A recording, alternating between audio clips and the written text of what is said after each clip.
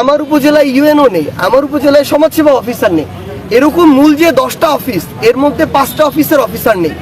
তো আমরা যদি এই জায়গায় এটা শুনে আমরা সেন্ট্রালি গিয়ে যে অথরিটি রয়েছে তাদের সাথে কথা বলে যদি দ্রুত আনতে পারি, তাহলে তো মানুষ এই সেবাটা পাবে, নাহলে তো মানুষের সেবায় বিঘ্নিত হচ্ছে। তো আমাদের আসলে এই মন মানসিকতা থেকে বের হতে হবে যে অন্য কেউ একটা দলের মানেই সে আমার প্রতিপক্ষ, এবং তাকে মনে একটু খোঁচাতে পারলেই আমি বড় হয়ে গেলাম।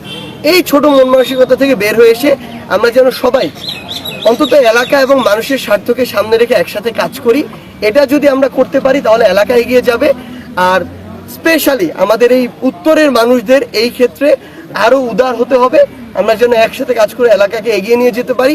দিন শেষে মানুষ কিন্তু পিছনে জানে যে কারা এরকম মানে পাতি মাস্তানি করে, কারা এরকম মানে ওই যে বিভিন্ন নেতার তোষামোদি করে 200-400-500 টাকা খেয়ে মানে এরকম করে মানুষকে ডিস্টার্ব করে বেড়ায়, এটা মানুষ জানে, পিছনে বলে। তো এই জন্য এই যুগ আসলে চলে গেছে।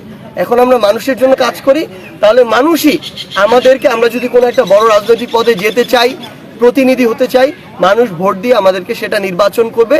সো মানুষই আসলে আমাদের সবচেয়ে বড় ম্যান্ডেট। এই জন্য আমরা মানুষের জন্য কাজ করব। এটার জন্য যেই অফিসে যাওয়া প্রয়োজন, যেইখানে দৌড়ানো প্রয়োজন, আমরা দৌড়াবো।